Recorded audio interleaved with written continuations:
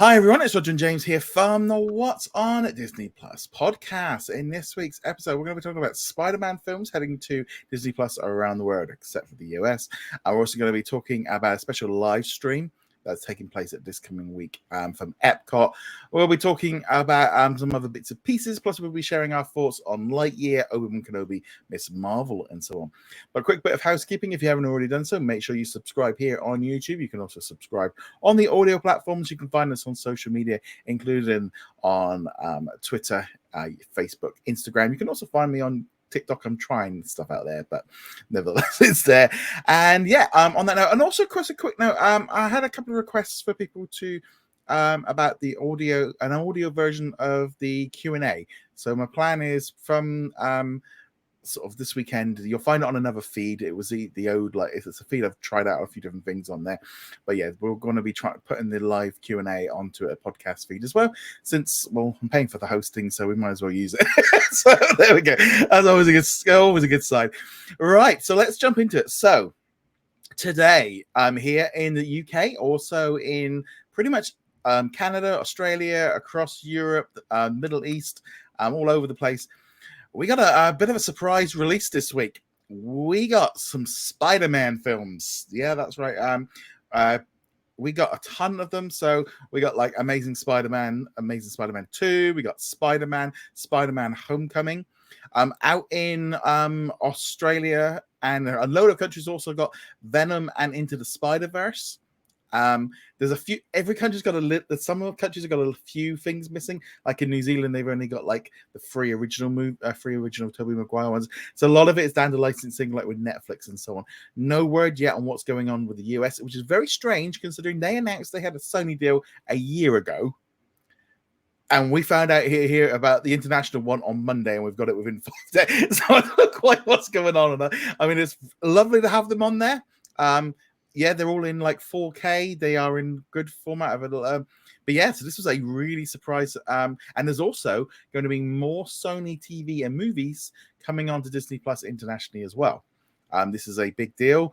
We're going to be seeing a lot more Sony stuff. Yeah, so Disney Plus just grew a whole new studio, which is pretty cool.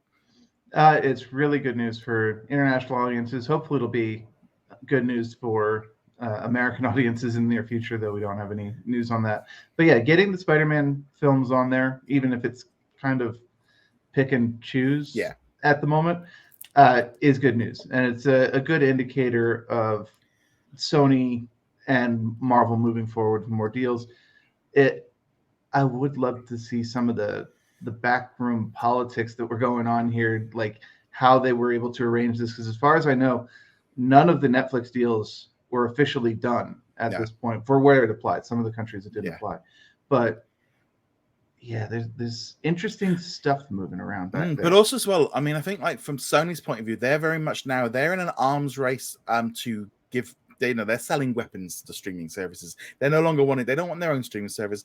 They're going to sell to everybody else. Now, these movies are probably non-exclusive. That's probably one key thing. They're going to sell them to different platforms. But it's great that Disney and Marvel are working together on this stuff. It just boosts up more content for Disney Plus.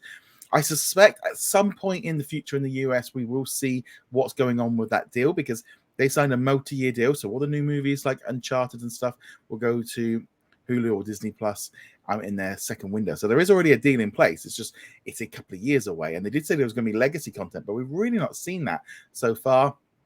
But I suspect things are going to change. It definitely feels like the US is in like a holding pattern and cruise control until this ad tier drops in and general entertainment kicks in and whatever they're doing with Hulu and ESPN. Because, well, I mean, the amount of ESPN content that dropped onto Disney Plus around the world today, and not just in the US, they got a few, but I think like Australia got like 20 documentaries. We got a load as well. They're really ramping up this ESPN content as well. Yeah, and it's good, solid content for the most part. You don't even have to necessarily be interested in the sport that they're talking about because they typically do good documentaries. Now, obviously, if it is a sport you already care about, then it's going to be even better because you'll recognize the names, you'll recognize the terms, and so on. But almost any of these are worth watching on their own merits. Yeah, loads of them been added and just keep adding them. I mean, I've got this. I think there was one. I still haven't got around to watching the Nature Boy one, and there's one on the XFL that I want to watch. But other than that, I'm not really a sports person. But there's going to be another sports documentary, 37 Words, that's going to be dropping next week and the week after in the US. Literally the day after they air on ESPN. So there's going to be some news and there's some more. To me, this very much feels like they are warming up for sport. ESPN coming in to Disney Plus globally. That's how all this content being dropped in there. They're not doing it on for there's got to be a reason for it. Yeah, and we know that even though they haven't done live streaming sports directly through the app yet, we've got other programs that are doing live streaming set up for Disney Plus. The idea that they would move it into Disney Plus either as an add-on package or as some part of it kind of makes sense. And honestly, it would be one less app to worry about, even though we don't actually use the ESPN app, but plenty of people do. I think eventually, I think we're going to see it all. And I mean, like this past week, they've just done that thing with Apple's just done a big deal with soccer. Though that's like a paid add-on. It's not going to part of the main Apple TV Plus package, but they've got basketball. There's even, I think, like even Netflix is maybe trying to get out of some like Formula. They're all trying to add a little bit of sport, so I wouldn't be at all surprised. Speaking of sport, Disney did lose the streaming rights to the Indian Premier League of cricket. They 5 years ago, 20th Century Fox got a deal for like, I think it was like 2.5 billion, where they had 5 years of TV and streaming. The cricket board have decided to cut it up into little chunks. Disney did get the TV rights for about 3 billion. So like on your traditional linear TV on Star Sports in India, they're going to have all these rights. So they're still going to be making money with advertising and, generating revenue through there. So they haven't, it's not like it was a complete loss. It was being sold a little bit like they'd lost. The reason is because a consortium paid over like 2.6 billion, including Paramount. To combine, you're looking at like 5-6 billion for all this soccer, for this football cricket rights. Way too much that Disney didn't want to spend, considering how much money they make from Hotstar in India. But yeah, I mean, if they could buy Marvel for that. They only paid 4 billion for Marvel, so 5 billion for cricket rights for 5 years. You kind of look at it and go, that's quite a bit of a difference. Well, yeah, but they also bought the Marvel rights before Marvel was the huge property that it is now. If they sold Marvel right now, they would be getting significantly more than 4 billion, I'd have to assume. Yeah. So I was going to say, with the cricket rights, I don't know now that they have lost the rights. This might speed up the closure of Hotstar in like the UK and Canada. If they sort out this thing with the sports, that might speed things up in terms of the merger that they did in the US. But yeah, that was a big news, and yeah, it's just been another big week for the stock market and everything because of it. Yeah, I was kind of curious about the cricket thing because I know cricket is huge in India. It's like the primary sport there, and I mean, obviously Disney said no. 2.6 billion or whatever the total end up being was. They've crunched the numbers and said no, that's too much for it. But even so, it's hard to picture that losing cricket to this consortium for the streaming rights anyway wasn't a pretty big blow to them in regards to their efforts to expand in India. But it's important to know they haven't lost full cricket rights. They've still got other cricket rights. I think some World Cups and stuff. I had quite a few people tell me that they've not lost all the cricket. So there's still going to be some on there. But the thing is with Hotstar is generally they only make like 70 cents, US 70 cents about a month for a Hotstar subscription compared to about $6.50 in the US and in Europe and stuff. So there are some estimates are that they might lose about 20 million subscribers in India. So this is going to have a big impact on the overall Disney Plus numbers. They're going to come down because of this. The only thing I could say is 20 million Indian subscribers works out around about 2 million US in terms of actual money in terms of the profit loss. So it's you've got to look at it that way. Yeah, 20 million sounds a lot more, but it's not 20 million US, the equivalent and stuff. I mean, so 2 million still sounds pretty big to me. Yeah. But the thing is, as well, is Disney has launched in over 40 odd countries in the last couple of weeks. This week we saw it launch across Europe and in Israel. Last week was in the Middle East and North Africa. So those are all, and they've still got more countries to launch in. There's not that many left, but there's still some ones, like the Philippines, Vietnam. There's a few in middle of Africa. There's a few more, like Pakistan, etc. So still lots more countries to grow into. But that was a big launch over the last few weeks, which will really, I don't know if that might help offset the loss, but also Disney are in a situation where they can kind of go, yeah, we lost 10 million subscribers, but that was because of the cricket. And I think Wall Street will understand what's happened there a little bit more. A little bit. I think the big drop, because that we saw with Netflix, has already happened to all this the media stock anyway. So it's going to be interesting to see how this works out, but there will be an impact on those overall numbers for Disney Plus internationally. I think you're a lot more generous with Wall Street and their willingness to tolerate loss than I am. I don't think, to be honest, the farther we get into it, I don't think Wall Street actually cares what your justification is. At the end of the day, they want to see the numbers go up, and if they see the numbers go down, they will drive the numbers down even farther. Yes. Not even counting for like how weird the stock market was this past week, just in general, Wall Street does not have sympathy for numbers going and down. I think this is where Disney has got their secret weapon ready to roll for when they needed this one, which was Hotstar comes down, General Entertainment Hulu comes up, bang, balance out the numbers a bit. And like if that's going to be the day to do it, that'll be like the numbers that come down, and I think we've got an event coming up in August. So with the European and the Middle East launch, it's all lining up for this.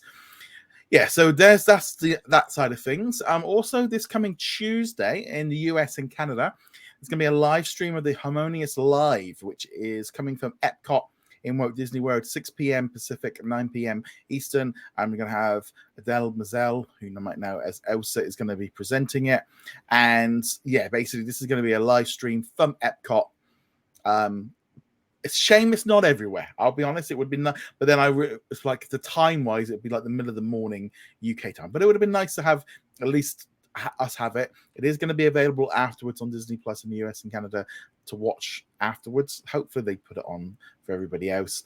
But yeah, so I mean, as fans of Walt Disney World, especially of the World Showcase, it's like I would not watch this, especially because I'm not planning on going to Disney World for a while. Yeah, this is what I was talking about though with kind of live stream content. I know this is not live streaming on Disney Plus directly, but it is. Yeah, it is actually. Sorry, yeah. I was stuck in the UK mentality there for a second. This is what I was talking about with the sports. They're starting to get these live streams going. This one by itself, maybe not huge, but like you said, people do enjoy the parks, myself included, and it's nice to be able to get a taste of the parks without having to spend the money to go and be at the parks themselves. Well, also, I mean, there's multiple good things for this. First off, if you can't go to the park and you're away from the parks. Also, it's great cross synergy, promoting the parks as well.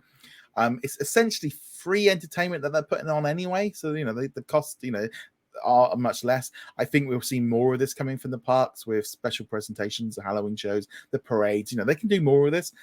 I also think this is a test for Stars in Their Eyes coming later. What do you guys call Dancing with the Stars? Dancing with the Stars. Stars in Their Eyes is an entirely different series. Yeah.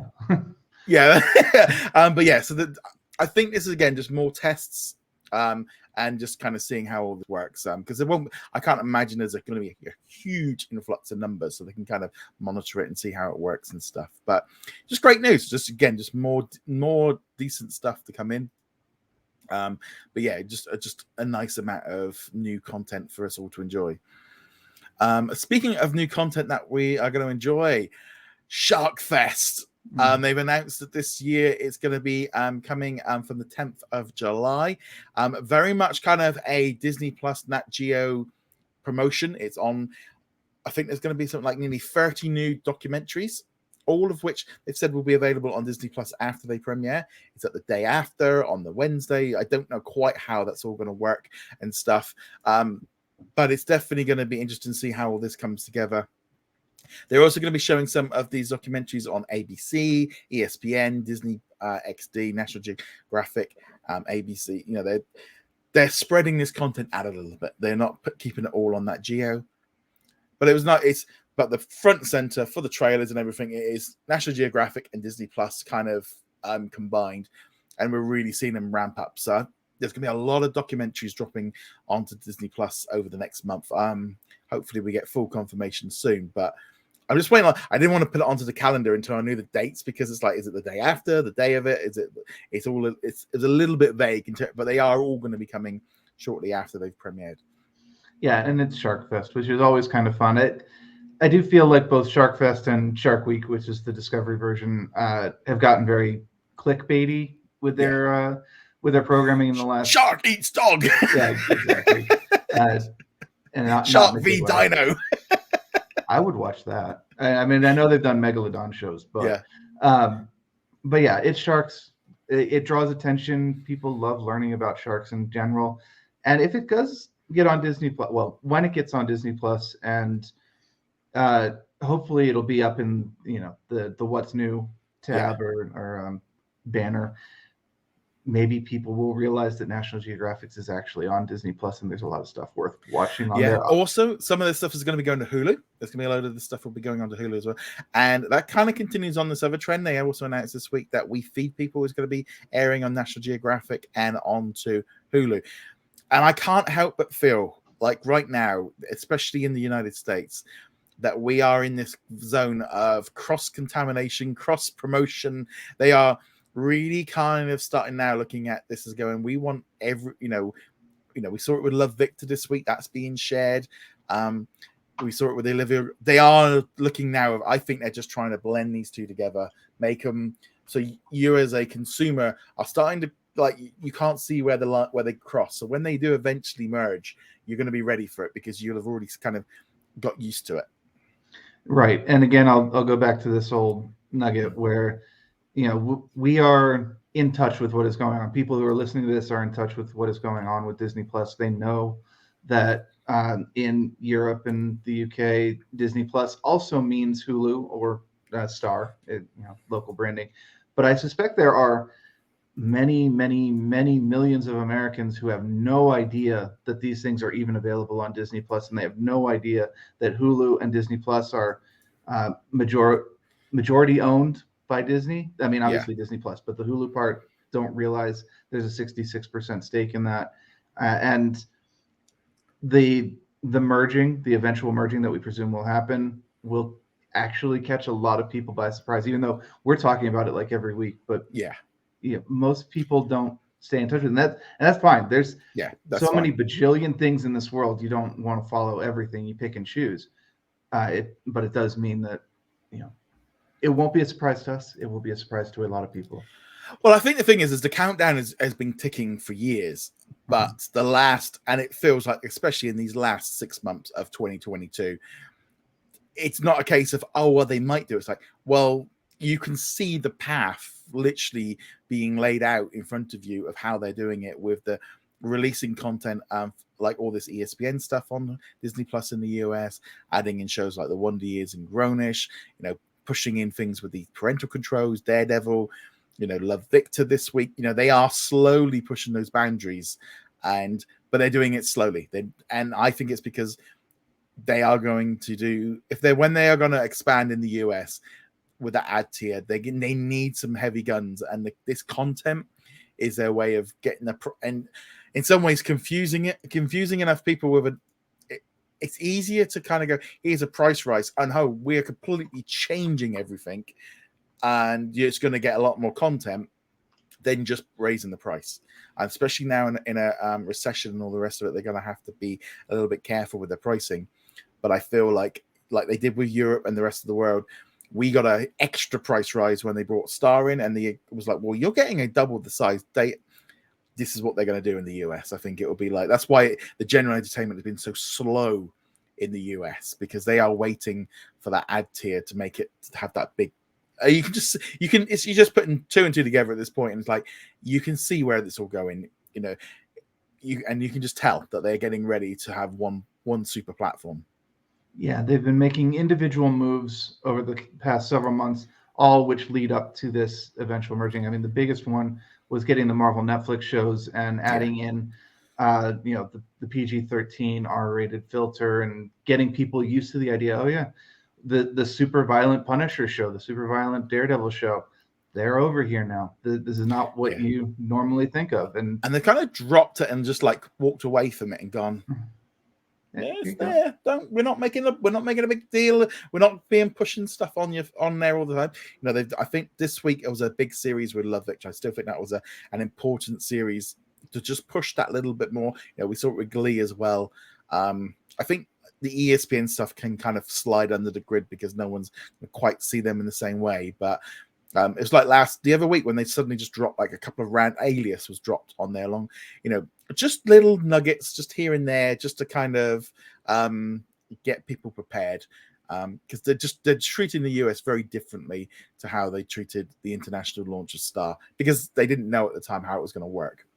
Even the advertising campaign of like, surprise, it's on here. It's like, yeah, that's very close to like how our international advert was. It's just like, and then they can keep adding to that and keep just throwing in random things.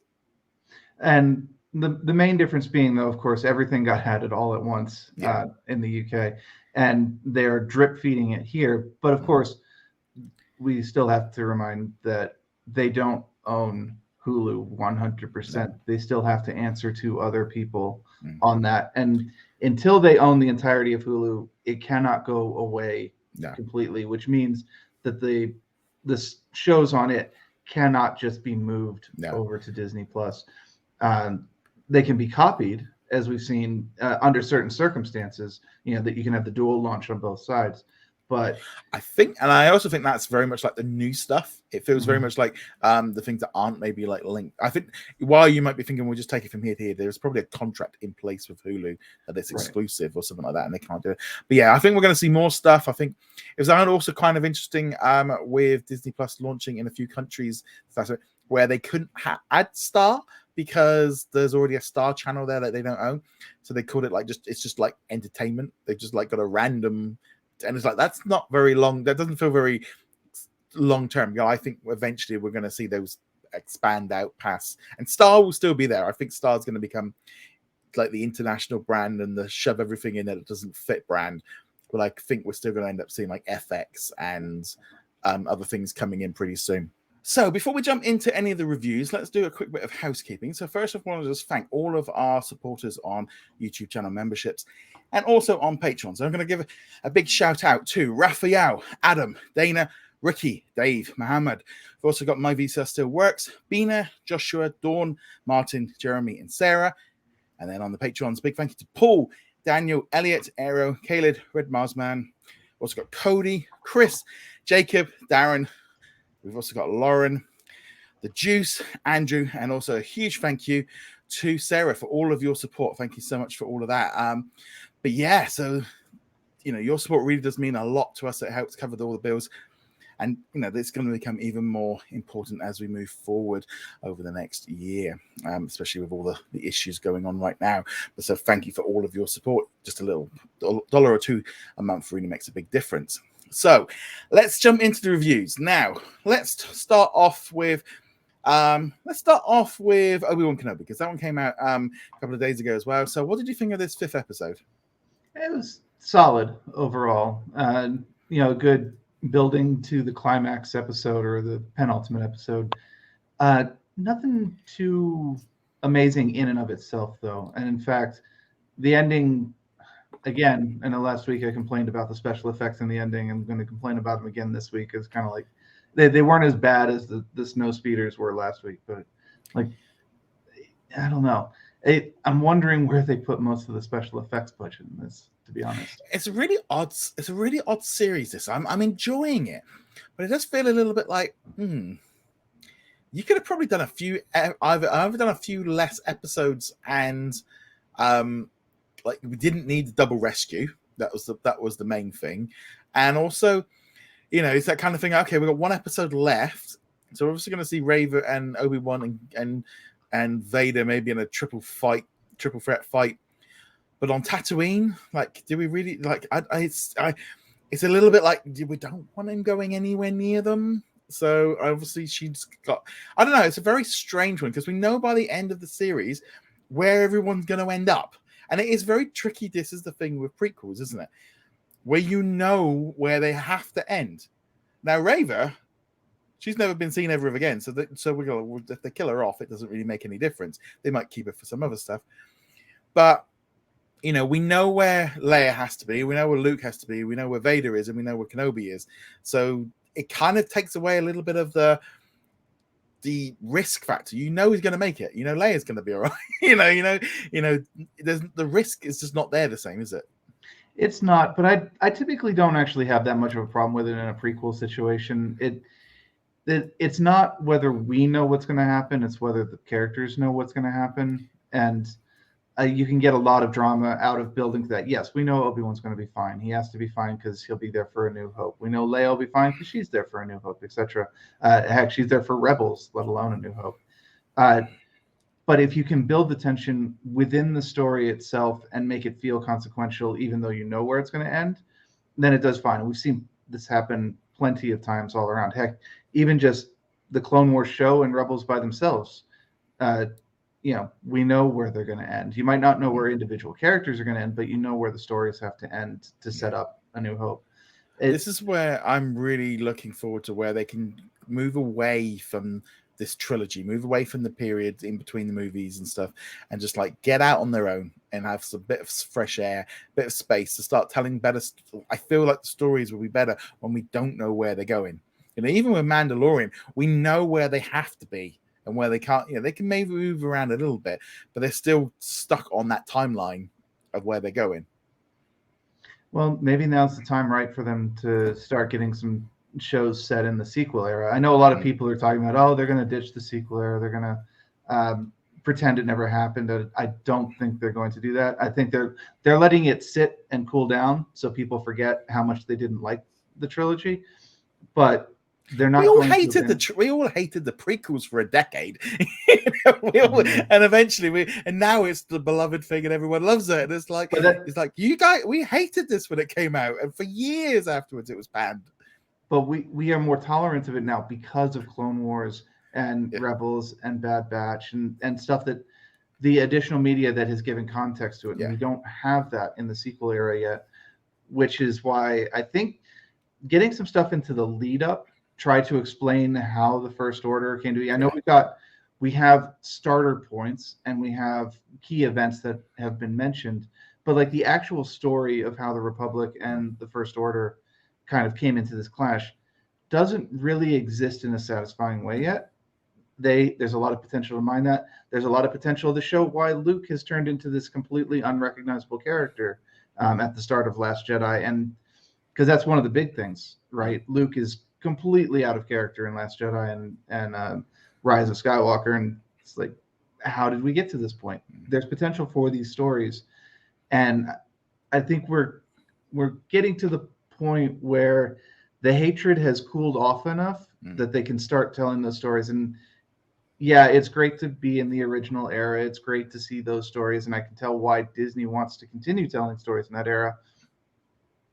By the same token, they need to start getting out into things where they can have consequence again. I mean, also like Andor, when that coming up, we got a first season of 12 episodes, we got another 12 episodes. So there's 24 hours of content between between Revenge of the Sith and Rogue One. And you're getting to that point of going, like, guys, you are going to have to move on. There's only so much that you can tell us what happened in that era. We kind of know a lot now. So I don't know. I think Kenobi. I'm kind of. I wouldn't say I'm enjoying it, but it's not like, this is the best series of all time. It's kind of okay. It's I would probably say 4 out of 5 so far. It could have done better. The weaknesses in it are becoming a bit more apparent the closer to the end we get. Now, next week is the finale. We'll see how everything wraps up and if they're able to make it a satisfying ending. But for me, it's mostly the special effects that are holding it back. there are scenes where I just get completely pulled out of it, and like and it's the speeder scene from the Vader catching a starship out of the sky in this one. I actually don't have any problem with him actually catching the ship. It's just the special effects in it look awful. It looks like, A video game. honestly, it looks like you're on a Disneyland ride in that scene, which is perfectly fine when you're in Disneyland and you're on Rise of the Resistance, and the emotion is more important than the special effect. The feeling that and your ship you're is shaking around. yeah, you're shaking around, and there's people in costume going around in like the first order garb and whatnot. It feels much more immersive. But when you're using the same special effects in an actual top tier budget show, it's kind of like maybe splurge a little bit more on this, because that was what was in my mind the entire time, was like this is a Disneyland ride at this point, and that's not a compliment to it. Sometimes it is. In this case, it is not.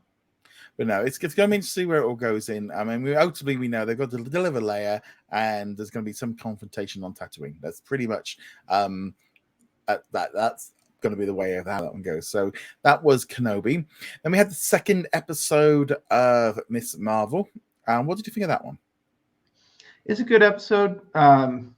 It's a setting the pieces episode, which is interesting because it's only the second one, but it's the training episode. It's the her coming out as a hero properly, sort of, at the end of the episode, and giving us just some hints about where her powers are coming from.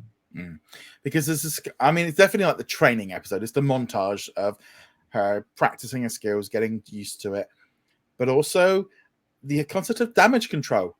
You know, like, because you kind of feel like that kind of thing, isn't it? Of like, you know, if there was a load of superhumans, you know, the government and something like that would be like, yeah, we don't need to, you know, that whole X-Men thing of like wanting them to be registered and all the rest of it. And I quite like, you know, them just trying to track down this kid that's got these superpowers, because they don't know at the moment, you know, at that point they could, you know, they could do a lot of damage. So it makes sense, you know, that they're essentially a weapon at that point. So I quite like the idea. But then you would kind of be a little bit on the lines of maybe going in with a full SWAT team is not the first way of making a good impression. You know, it's that kind of thing of maybe just send a cop in and knock on the door kind of thing. But well, yeah, that's not the way. That's not the way it works. Well, given their interrogation methods with the one girl, and you know the way they're handling this, you get the impression that they are not a soft touch group, and they're very much antagonists in this series. I don't. Yeah, and it's kind of weird because, like, if you're going up against superheroes or supervillains at this point, they're going to squash you like a bug, because you're just like I don't know. Well, they got smacked around by Kamala, who has absolutely no combat experience at all at this point, and she's just running away. You know, she's not. Yeah, she's literally just running away. She's not in a confrontation with him. It definitely felt like, on the one level, you're actually pretty decent at your job, but you're also not, because like the interrogation scene was actually really, really well done, especially in the beginning when he comes in and he just completely disarms her with like, "Oh, I follow you on the TikTok," or whatever, and he's showing references that he is an actual quote unquote follower of her, and, you know, a big fan. And then they transition into so who was that girl? Yes. You know, and they actually do that really, really well, and it, while also feeling really slimy about it, and really set the feeling of who these characters are. But then they get into the field and they get just absolutely manhandled by Miss Marvel, who has, again, no combat training at all, and she just wrecks the floor with them. And of course, then we end up with that big kind of like cliffhanger of then the fact that she meets her like great grandmother in the car. I wasn't sure if that was her great grandmother or maybe like it's the one that or something, or well, I think it was the great mother, because it's the same woman that was reaching out to her, because I saw it the second time. So this is the thing, is I was waiting. I watched it again on Wednesday to kind of like, and I was paying a little bit more attention to it because I've already seen it, and it was that kind of thing of like, I could, because the first time I missed that. It was the second time I watched it. I was on that, and I turned, obviously the boyfriend is probably like our uncle or something. But again, I'm really enjoying this. I like the humor in it, but there's also like a level of normalism. There's just that feeling of it feeling like, you know, how, you know, you were all Marvel for superhero fans, and what would it be like, and the training, and yeah, I going into the sort of the midway point, like we don't really have a villain. There's no kind of evil plot or anything like that. We're nowhere near at that point, but this feels definitely much just like the origin to get ready for the Marvels movie. Where and maybe in some way she doesn't need a big. It might be a thing, but not every Marvel villain needs to be able to take over the world. Sometimes they just need to be just bad enough that it's just a little fight. We saw that a little bit, I think, with like the Hawkeye series, where it was a little bit more low key than constantly the whole world in danger. In fact, I kind of prefer those stories at the moment. Like I actually enjoyed Hawkeye more than, say, Doctor Strange, Multiverse of Madness, and things like that, because I am kind of at the can we do something a little low key, like you said, with where the stakes are. Queens will get taken over by the Kingpin rather than the Earth is going to get eaten by a Celestial and like the Eternals. Not to say that those are bad stories or that they shouldn't have cosmic level threats that are being dealt with. It just kind of, especially after Thanos, I'm like, maybe you get a little bit numb. You get a little bit numb to it, isn't it? You get a little bit, and also that thing of like, it's not going to actually do it, so we don't need to worry about it. Whereas, I don't know, I'm looking forward to this one. It's I would definitely say it's just a shame to me that like Kenobi has just completely overshadowed this. I know there's like something like, they're different audiences. Like there's a lot of a crossover, social media and all the rest of it. I really feel like it would have been better had they been put out on different days. I hope they're going to look at the data. It wouldn't surprise me if She-Hulk or Andor shifts when they start looking, and they'll be looking at maybe what happens when Kenobi finishes next week, because next week they're going to share again, but then the week after it's all Miss Marvel for like the last 2 weeks. Will the numbers go up to the point where they're going, I'm hoping, because I'm just worried about She-Hulk being completely overshadowed for like needing most of its run by Andor. Yeah, and I would say for Miss Marvel and Obi-Wan, it probably wasn't intentional. There's a lot of indications that Obi-Wan was supposed to launch earlier and then got slightly delayed for whatever reason. Maybe they needed to work on special effects, or they needed to reintegrate some reshoots, something like that. But it does seem like Obi-Wan was supposed to finish and then Miss Marvel was supposed to start, maybe even in the same week, but not with this like 3 weeks overlap. It just feels like the Miss Marvel conversation has been a little bit like muted, a little bit more, especially online. It's almost that thing of like everyone's like, well, what do I talk about? I can't talk about spoilers, but then I can talk. And to be honest, there's so many shows coming out. Like we've had like The Boys, we've had so much other stuff coming out. Yeah. It's a very packed summer, which is not, we normally don't get a very amount of good stuff in the summer, but we got plenty at the minute. We do, and I think The Old Man is starting up, and I'm very excited for that one. Obviously, we're not doing a review because we haven't seen that one yet. But no, I think the first episodes dropped last night onto Hulu. We haven't yet got a date on the Disney Plus release. Mm-hmm. It's coming. It's been confirmed to be coming. So, I mean, I'm really looking forward to that one as well. It was a bit like, why are they doing these worldwide releases for these kind of shows? It would be great if they could. There's something going on weird with FX. I don't know if it's like the release dates on, other than like Pistol, most of the stuff seems to be all over the place. But then on the other hand, you've got things like Only Murders in the Building season 2 coming out, which again, very excited for that. And next week, the week after, 28th. Week after. Yeah. And then, as you said, other streaming platforms have their big things. Stranger Things came out not that long ago. There's a very interesting looking series. I think it's on AMC called Dark Winds, which looks like it's a kind of a Reservation Dogs but taken seriously show, and it's getting very good reviews.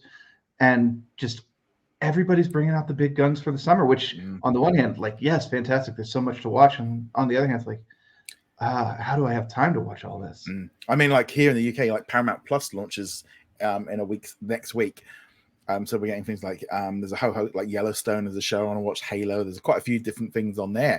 So again, just so much stuff. So they're all the streaming services. They're all throwing their weight at as much. And I think this is going to be the big difference of when Disney finally get that unified streaming service. I wouldn't be at all surprised if they ease the brakes down a little bit on some of these shows because they realize how much they've got. Because I think at the minute it's like, well, that's an FX show, so that's over there. And we've got an ABC show, we're going to put it over there. And we've got Hulu over here. We've got a Star one, we've got a Disney one, and we've got a movie coming out. And it's like, yeah, we've got loads out, but there's no one looking over it. But when they actually squash them all down and go, wow, we've put out a lot. It's just like, I think things might slow down a little bit on the Disney side when they go, do we need 4 or 5 series coming out a week? We probably can, spread them out a little bit more, especially with the movies and stuff. But nevertheless, they've got the momentum now, which means they don't need as much to have the thing on the horizon. They still need it, obviously. As a subscriber, you need to always know that there is something coming in the near future that you are interested in. But yeah, it's no longer the super important thing of no, hold on to your subscription. We know it's kind of a little dead right now, but Mando season 2 is coming. Just hold on. They don't have to do that anymore. I think definitely still in the US, but still in that zone of the weekly releases are still pretty light. I think it's just obviously now with Star, we're just getting so much stuff being thrown weekly, including the Orville. So we got a new episode of that this week. I literally just watched it this morning. I have not yet seen it. I had to choose between Lightyear and Orville for this week, since we're recording a little bit earlier than we normally do. So I've not seen Orville season 3, episode 3 yet. Yes, no. Orville today was a bit different. It was. I wouldn't say it was. It's not been my favorite episode of them all. They kind of on a planet and they're kind of racing around, trying to kind of almost trapped in nightmares and stuff. It's not quite so spacey, but it's typical. It's very much that kind of Star Trek kind of zone. Again, good episode. Just probably the weakest of the 3 we've seen so far from season 3. So, but again, just a really good show. Just really interesting that they would go with another horror-ish episode immediately after the Alien episode from last week. I think they're just very much grown up. They're very much like that, doing stuff a little bit more. Again, jokes. You'd be lucky if you got like 2. It's just not in comedy mode right now. Yeah, no. Even in the first 2 episodes, you can tell that it's more along the lines of them having more natural reactions to what's around them, rather than Picard or Kirk's always stoic. Oh yes, this is habitable planet number 325 that we've seen in the last 3 weeks. Tell me why do I care about this planet, and then forget about it next week. Whereas more like Mercer is having that. Oh, that's kind of cool, and I really enjoy my job. He emotes more than most of the Star Trek. I think that's the thing. Actually, one of the things I like about the Orville is all the characters have got a little bit more realism. They've got a little bit of humor. There's a little bit, because you used to see that in Next Generation a lot more. You used to see that they used to have a little bit of like downtime and relaxing, and that kind of went away in the later seasons because obviously the newer ones, which I'm looking forward to watching the new series that's dropping. That'll be on Paramount Plus. The Strange New Worlds with Captain I haven't seen anything about that one. I've not watched any trailer, so I'm looking forward to kind of jumping in and seeing. In some ways, it'll be like is it like the Orville? Is it gonna? I don't know. It's kind of interesting to see how this all works out. But no spoilers. But it's not like the Orville in that it's it's this humorous take on it. But it feels so much more like the original series or Next Generation, particularly the earlier seasons, where there's still this sense of them constantly discovering things. What Discovery should have been in the first place, and honestly, it's the best Star Trek show since Voyager or DS9, depending on what you consider like the high ground of the series. I always found Voyager was a little bit. I didn't quite enjoy that one as much as Deep Space Nine, but nevertheless, let's jump into some other space news. Let's jump into that one. There was a big movie released today in cinemas. Lightyear, the Toy Story movie, which some people still can't quite get their head around what this movie is because it's like not what they were expecting. But what did you think of Lightyear? I'm not sure what they were expecting because it's very. I think they were expecting Toy Story. I think they were just expecting Buzz running around in space, and it was like I'm actually picturing like them thinking that Andy is going to be there with like a spaceship running around and narrating it like he did at the beginning of Toy Story 2. I don't know what it is. I know there's been a lot of discussion about the fact of Tim Allen not doing it, and everyone trying to blame Disney's like, he is doing a show for them right now called the Santa Claus. So this was always designed to be a new generation of it's got nothing to do with. And I've been saying this to so many people, like, it's not a Toy Story movie. It's not a Toy Story. Forget Toy Story. There's a few little Easter eggs, but there's nothing to do with it. Because I saw it last week at a special screening in London. So I traveled. That's why we recorded a little bit earlier last week, because I went up to London, watched it. There was like some celebrities there. I will be honest, it was probably the noisiest noisiest time in a cinema I've ever been to. There was a lot of families and kids there, and I'm not used to. I think I got so used to going at like 10 o'clock in the morning during school time. I was like, there's a lot of noise here. It was great. This is what I've been routinely complaining about the few times I've been to theaters. Like not even just kids, just people who have forgotten theater etiquette and just making tons of noise. Sorry, that is not specific to Lightyear. I'm glad that I'm not glad. I'm happy that you can finally commiserate with me on that. I think it's because it's like, I mean, I brought my 4 Love and Thunder ticket. Well, it's like 10 o'clock on a weekday. It'll be busy because it's the first showing, but there won't be any kids. So it'll be, but it was just like one of those things of just like, I remember like half of the movie going, oh my God. It's like, but everyone just please be quiet. I'm so kind of out of use of hearing that amount. I mean, in one hand, it's like, you're at a kid's movie, you'd expect it. But I think again, if like, yeah, kind of, it was very much noticeable of like, wow. And it was a massive 700, 800 seat arena. And the host got us all to play a game where we all had to put our arms up in the air, and we were like playing with Buzz on the screen, and we were having to do exercises and like going left and right. I mean, it was quite an experience, and we were, we were able to beat the rest of the world because they've done it in France at the premiere, they've done it in London, they've done it in New York, but we got the best score, so we beat everybody. But I didn't quite expect to have a PE lesson before I watched it, because it was like an online game with like Buzz jumping around shooting things. So we had a little bit of an experience with it all. But yeah, no, I enjoyed it. I thought it was it very much felt like a movie, maybe because it's set like as a movie that would have come out in the 90s. I feel like this is like it felt like a bit like a Planet of the Apes, Star Trek kind of, it kind of had all those vibes of everything I grew up with, and I just really enjoyed this movie. It was a very interesting. I enjoyed it. Yeah, I'd have to say the same. It's a solid sci-fi action blockbuster.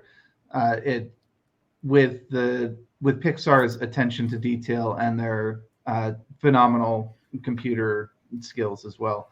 Yeah. That said, it is lacking maybe that emotional punch that you expect from Pixar movies. There is a scene very early on, very reminiscent of Up, and it hits. But then they undercut it almost immediately, actually, where this very emotional scene, and then they immediately go into, well, that is done. Here's the new guy, and he hates Buzz, and like, you could have given us a second to there's not that same feel. They're not pulling on your feelings the same. And I think that was the thing, is a lot of people like looking for Pixar, like that's what they associate with Pixar, and this kind of feels a little bit more like the WALL-E kind of thing, where there's a little bits of things, but it's more about telling a story. I mean, some of the effects, it just looks amazing. Buzz isn't really a likable character for most of the film. I didn't really like him for a lot of it. He kind of come a bit across.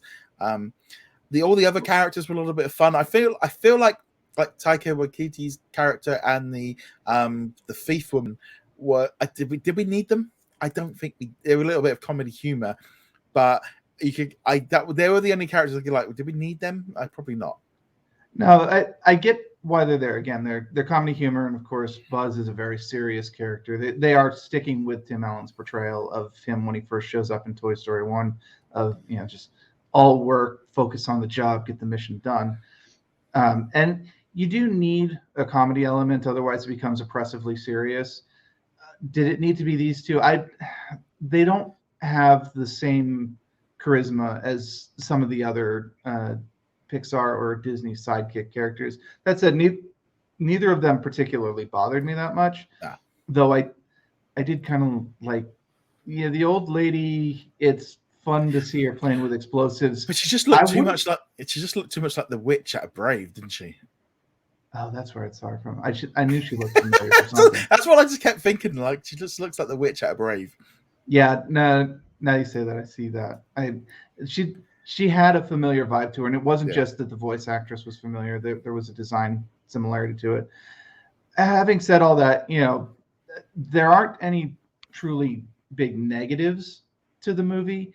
I think it probably could have stuck with some emotional bits a bit longer. The humor wasn't quite up to par with a Pixar film, but it's also not trying to be. This is kind of off the cuff humor that you get from something like Turning Red or whatever. Yeah, see, for me also, it was just like much more mainstream. It was such a much more mainstream mass appeal movie that Turning Red and Soul didn't really have the same. Luca might have done. I think had Luca had that like chance to shine in this, it might have done. But it kind of goes back quite a little bit to like Wall-E, Coco, those kind of storylines. I enjoyed it. I thought it was good. I mean, I've seen some I think I gave it like a 4 out of 5. What would you give it? Yeah, 4 out of 5 sounds about right. It's kind of between Incredibles and Incredibles 2 in terms of fun. It doesn't have quite the charisma that the Incredibles characters have, but the action is just top tier in that regard. I mean, there's been some really bad reviews of just like people are really not liking it, and they're like, it's not that. It's not that bad. And also, unfortunately, the film has been review bombed because there's a lesbian couple in the movie, which I thought they handled really well. I mean, in all honesty, this was that kind of thing of like, then this is what I liked about this whole thing was that it was kept it was a major part of the storyline, but also at the same time, they could have switched the roles to just a normal couple and it would have had the same impact. And it felt organic. It just felt just totally normal in the fact of it, and all the hype and stuff over it. I'm really going to be interested to see what happens over the next week with people seeing it, of kind of, because I mean, the way it's been portrayed in the media, it's like, these two couples are having a full on something. They literally meet each other when they open the door. And it's like, I thought it was so tastefully done and progressive in the idea that it's treating it as normal. And I thought it was like, I think that was been the other thing I've had this week of having already seen it like a week ago and all this hype and stuff. And really, it's like totally like it's not like what you're portraying it. And it's a bit of a shame just to see this whole negative spin over such a small part of the film. It's honestly a completely inconsequential part of the film. It's just showing who this one character's significant other is. That's literally it. Yeah, and the impact it has on like her, and also in some ways as well, like of how Buzz looks at like his his best friend and his the granddaughter and all the rest of it. And yeah, I thought it all worked really well, and it just feels so like the whole point of it is that it's there to be normalized, and that's because it could, and I think that's the important thing. And it is it's a big moment, I think, for this sort of in general, just for like the Disney and stuff. So I'm really glad that they did put it back in, because at one point the kiss, I think the relationship was still going to be there. I think it was just that kiss scene they were going to pull it, but they ended up putting it back in. And I think it's a better film. I think that makes a more stronger point with it in than without it. Yeah, no, it's like you said, it's normalizing it. Nobody comments on it when Buzz is talking about it with her. It's not oh my God, you're dating a girl. No, it's just like, oh, well, tell me about her. It's well, you'd hope like any other conversation you'd hope thousands, hundreds of years in the future that would be, that would be it. Yeah. But yeah, it feels such a shame that this has kind of put a big shadow over this film, because in all honesty, it's a lovely film. And I think it's a really important moment of just normalizing it. And that's the most important thing, of no different than if you're walking into a supermarket and there was a couple there grocery shopping, or if you were And that's that, or walking along the seafront and they're holding hands. That's, to me, that's all this is. That is all it comes into. It's nothing sexual or anything like that. It's just literally just seeing a couple doing normal things like out, and that's what we need. We need more of. Yeah, no, I agree. We talked about it actually last week or the week before with like Fire. What's the name of that movie? Fire Island. Fire Island. Thank you. Where they've moved past the point where the point of the story is that they're gay or lesbian, and actually just that it's now a plot point that sets up the future part of the story, which is progress, and keep building on it, normalize it, and all these people who just can't get their head around that guys can love guys and women can love women just need to grow up. It's like the Blair song always was, like. Yeah. But no, it's just, I feel like that's, to me, it's no different than if you were walking along the seafront, walking with dogs, and a couple walk by holding hands. That's literally all it is. That's all and that's normal. And it's normal. And it's, we see it daily. You see it daily in real life, and that's what it needs to be. And I'm really glad Disney did actually. It took a little bit of a strong arm to get it to kind of go through, but I feel like because ultimately it's like some people say, well, if it doesn't make any sense to the story, why is it there? Because that's the point, is to normalize it, and that's the key thing.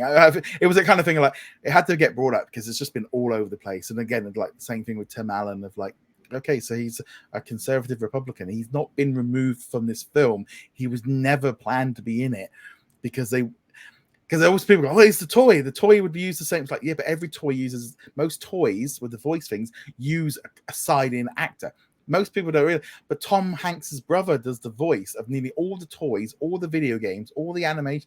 Tom Hanks doesn't do it, but that's why he sounds a little bit different. But I don't think people can get their heads. I think most of the people that are making a big noise of this will probably never even watch it but they are expecting Buzz Lightyear from 20 years ago to be the main character, and it's just not that kind of Toy Story. It's a brand new Toy Story that inspired the toy, and that's all it is.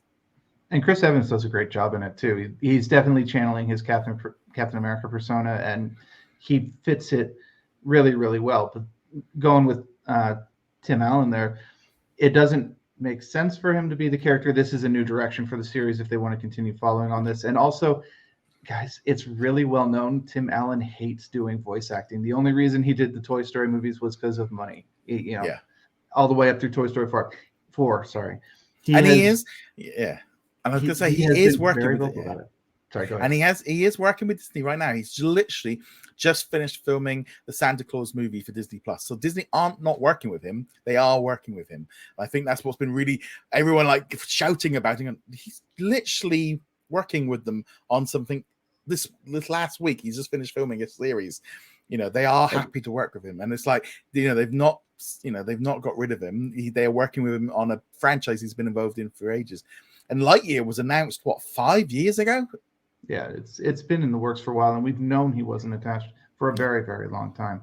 But this goes back to the beginning of our episode, where it's most people aren't tuned into that. Most people only heard about Lightyear when the first trailer dropped, or even like when it started popping up in theaters. Between this and people getting offended over lesbians merely existing, it feels like the people who are getting offended just want to be offended. Honestly, it's a very one, because again, it's just such a shame, because the film is really good. It's really good. It's not the best Pixar movie of all time. There's no point in sugarcoating. It's not even. I don't think it's even remotely like Toy Story. It's a very different kind of thing. It's different. It's fresh. It actually did remind me a little bit more of like the stuff I used to watch as a kid. That kind of had that feel to it. And maybe being a kid, I would have been. You would have probably been a little bit older than Andy at the time. But yeah, you went to that Andy experience, didn't you? What was that? That was just a fancy name for it showing a day early. There was literally nothing special about the Andy experience, but that was what they called it. Yeah. And it also afforded me the option of seeing it early, and the theater was significantly less crowded, so I didn't have to deal with the chatter like I did for Doctor Strange and Black Widow and those other movies. Speaking of Doctor Strange, Doctor Strange is out on Wednesday, so that'll be on Disney Plus on Wednesday. I don't think it'll be too long till Lightyear is on Disney Plus as well. I'm guessing August. I think that'll be August time. But on that note, guys, thank you very much for joining us. We'll be back next week with another episode of the What's on Disney Plus podcast. Also, keep an eye out as well. We'll have the live Q&A on Sunday night on YouTube. And as I said, there'll be I'm going to be aiming to get them up on the audio feed. And on that note, guys, thank you very much. See you guys to infinity and beyond. No, I'm not doing that. You gonna do? Yeah, we could. No, I'm not gonna do that. No, do that. There we go. See you later, guys. It wasn't Baymax. It was just an explosion. Thank you very much for watching this video. Make sure you go check us out over at whatsondisneyplus.com. Like, follow, and subscribe. Also, a huge thank you to all of our supporters over on Patreon and also on our YouTube channel memberships. And I shall see you guys in another video. Laters.